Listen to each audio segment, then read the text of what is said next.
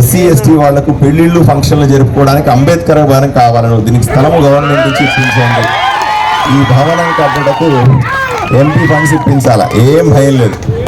ఇప్పుడు అంబేద్కర్ భవన్ కట్టించాలా. ఇరుకు సందులో ఎందుకు కట్టాలి? మంచి ప్లేస్లో మంచి ప్రభుత్వ స్థలాన్ని తీసుకొని పెద్దదిగా విశాలంగా కడితే అందరూ వాడుకుంటారు. నేను ఎప్పుడు చెప్తాను, మనం ఏ పని చేసినా సరే అన్ని కులాలని అన్ని మతాలని దృష్టిలో పెట్టుకుని చేయాలి. కేవలం ఎస్సీలకు మాత్రమే, ఎస్టీలకు మాత్రమే, బీసీలకు మాత్రమే, ముస్లింలకు మాత్రమే, హిందువులకు మాత్రమే, క్రిస్టియన్లకు మాత్రమే చేయం. ఒకసారి ఒక మంచి కమ్యూనిటీ హాల్ కట్టామనుకోండి, అక్కడ అన్ని కులాల వాళ్ళు అన్ని మతాల వాళ్ళు పెళ్లిళ్ళు చేసుకుంటారు. ఏ ఫంక్షన్ చేసినా అక్కడ చేసుకునే విధంగా బ్రహ్మాండంగా ఉంటుంది. అట్లాగే ముస్లిమ్స్కి సంబంధించిన షాదీఖానా కూడా నేను వెళ్ళాను, పెద్దలందరూ చూశారో లేదు. షాదీఖానా సగంలో ఆగిపోయింది. అక్కడ దానికి డబ్బులు లేవు, నిధులు లేవు అనే ఉద్దేశంతో సగం కట్టి వదిలేశారు. మొండి గోడలు ఉన్నాయి. దానికి నేను వెళ్ళి చూసి వచ్చాను. దాన్ని పూర్తి చేస్తానని నేను మీ అందరికీ కూడా హామీ ఇస్తా ఉన్నా.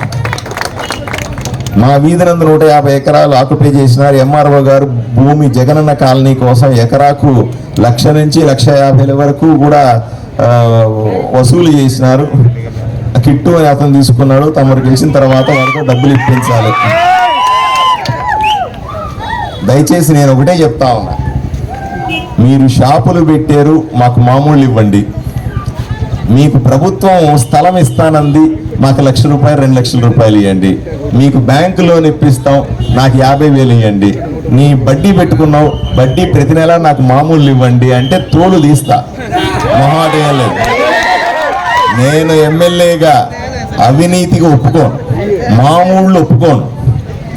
ఎవడిని చెయ్యి, మీ కష్టం, మీరు పడుతున్న కష్టం.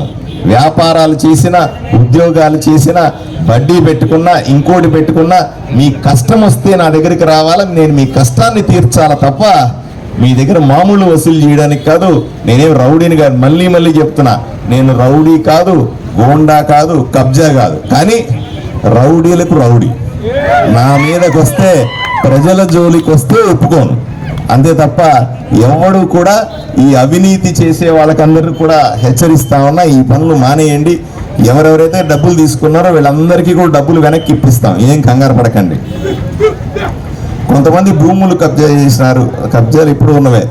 ఈ వార్డు నందు తొట్టి గ్యాంగ్ వాళ్ళ నుంచి కాపాడాలని కోరుతున్నారు. అయ్యా నేను మళ్ళీ చెప్తా ఉన్నా, ఈ తొట్టి గ్యాంగులు, పొట్టి గ్యాంగులు ఇవన్నీ కూడా పోవాలి. ఈ గూండాలు, రౌడీజం అంతా పోవాలి. అర్థమైందా? ఆడవాళ్లకు రక్షణ ఉండాలి. ఏ కులమైనా ఏ మతమైనా సరే ఆడవాళ్లకు పూర్తి రక్షణ బాధ్యత నాది. ఎవడు ఎవరిని ఏడిపించినా, ఎవరిని ఇబ్బంది పెట్టినా ఎమ్మెల్యే అయిన తర్వాత నేను ఊరుకునేది లేదు. ఆ తొట్టి గ్యాంగులన్నీ కూడా మూసుకోండి, ఇక దుకాణాలన్నీ మూసుకోండి. ఆడవాళ్లకు రక్షణ కల్పించాల్సిన బాధ్యత నాకుంది. నేను 100కు 100% వాళ్ళ పక్షాన్ని నిలబడతాను. వాళ్ళని ఎవరన్నా ఏమన్నా అంటే ఒప్పుకునేది లేదు. సరేనా? 38 మందికి 21,000 కట్టిన తహసీల్దార్ పట్టా ఇచ్చినారు. పట్టాలు ఒరిజినల్ కాదు, ఫేక్ అని తెలిసింది. కానీ అతను ఒరిజినల్ తహసీల్దార్ ఇచ్చినవి పార్టీ పేరైనా సహాయం జరుగుతున్నాయి. ఈ విషయంలో సహాయం చేయాలి.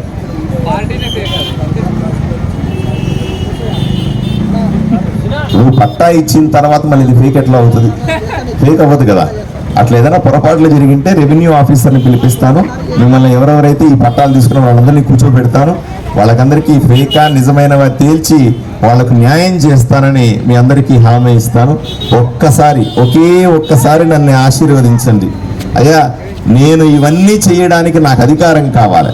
నా ఆలోచన మంచిదైతే, నేను మాట్లాడుతున్న నిజాయితీతో మాట్లాడుతున్నానని మీకు అనిపిస్తే, నాలో మీకు నిజాయితీ పరుడైనటువంటి వాడు కనిపిస్తే, నాకు ఒకే ఒక్కసారి ఎంతో మందికి అవకాశాలు ఇచ్చారు, నాకు ఒక్క అవకాశం ఇవ్వాల్సిందిగా మిమ్మల్ని చేతులెత్తి వేడుకుంటా ఉన్నాను. అయ్యా, నాకు ఓటు వేయాల్సిన సందర్భంలో మీకు రెగ్యులర్గా సైకిల్ గుర్తు కాకుండా నన్ను గెలిపించడానికి కమలం గుర్తు మీద ఓటు వేయాలి. అయ్యా, ఒక్కసారి ఆలోచన చేయండి. కమలం గుర్తు మీద ఓటేసి నన్ను అఖండ మెజారిటీతో కనిపిస్తే రేపు నేను మీ వార్డుకు వచ్చినప్పుడు చూసుకుంటాను ఈ వార్డులో ఎన్ని ఓట్లు పడినాయి, మీరందరూ కూడా ఏ విధంగా నన్ను ఆదరించినారని. ఇక్కడే కూర్చొని అక్కడే పకోడీలేసి ఇక్కడే అన్న దగ్గర బడ్డీలో కూర్చొని మీకు చేయాల్సిన పనులన్నీ చేస్తాను, పెట్టాల్సిన సంతకాలన్నీ పెట్టి పోతానని మీ అందరికీ హామీ ఇస్తూ మీకందరికీ ఈ ఎలక్షన్లో 2 ఓట్లు ఉంటాయి. ఒకటి ఎమ్మెల్యేకి, ఒకటి ఎంపీకి. 2 మిషన్లు ఉంటాయి. ఒక మిషన్లో కమలం గుర్తు ఉంటుంది, సైకిల్ గుర్తుండదు. ఇంకొక మిషన్లో సైకిల్ గుర్తుంటుంది, కమలం గుర్తుండదు. ఎవ్వరూ కన్ఫ్యూజన్ పడాల్సిన అవసరం లేదు.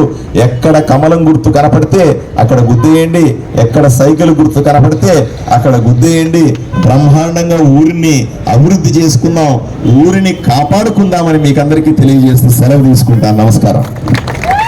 హిందూ, ముస్లిం, క్రిస్టియన్ అనే తేడా లేకుండా యువకులకందరికీ కూడా తక్కువ వడ్డీతో రుణాలు ఇప్పించడం కానీ బ్యాంకు లోన్ ఎటువంటి మీరు బ్యాంకు బయట లోన్ అడిగారు అనుకోండి, మీ ఇల్లు తీసుకురా, పేపర్లు తీసుకురా, నాకేం అడమానం పెడతావు అంటారు. అట్లాంటివన్నీ లేకుండా మీకందరికీ కూడా బ్యాంకు రుణాలను ఇప్పించే బాధ్యత నేను తీసుకుంటానని ఆ రకంగా యువకులందరూ కూడా చిన్న చిన్న వ్యాపారం చేసుకునేవాళ్ళు, అక్కడ పకోడీ అమ్మాయి అయినా సరే, ఇక్కడ బడ్డీ పెట్టిన అయినా సరే, ఆ కూల్ డ్రింక్ షాప్ అయినా సరే, ఇంకెవరైనా కిరాణా షాప్ అయినా సరే, వీళ్ళందరికీ కూడా మహిళలకు ముఖ్యంగా మహిళలు స్వశక్తి మీద నడవాలి. మహిళలకు తప్పనిసరిగా బ్యాంకు లోన్లు తక్కువ ఖర్చుతో ఇప్పించే బాధ్యత అక్కలారా అమ్మలారా నేను తీసుకుంటాను. హిందూ లేదు, ముస్లిం లేదు, క్రిస్టియన్ లేదు, నాకు ఏ మతమైనా ఒకటే. నేను చాలాసార్లు చెప్పాను, నాకు గుడైనా మసీదైనా చర్చ్ అయినా 3 ఒక్కటే అని చెప్పినాను. ఈ ఊరిని బాగు చేసుకోవడం తప్ప నేను కులాల గురించి మతాల గురించి పట్టించుకోనని మాత్రం నేను ఎన్నోసార్లు చెప్తా ఉన్నాను. ఇది నా మాటగా మీరందరూ కూడా మీ స్నేహితులకి, మీ ఇంట్లో వాళ్ళకి, మీ ఫోన్లో మాట్లాడే వాళ్ళకి, బంధువులకి అందరికీ కూడా చెప్పమని నేను 2 చేతులు ఎత్తి వేడుకుంటా ఉన్నాను. అయ్యా, ఎవరో కొంతమంది ఆకతాయిలు ఉంటారు, మరి నాకు వస్తూ ఉంటే కొంతమంది చెప్తా ఉన్నారు మీ మత సామరస్యాన్ని కాపాడాలని.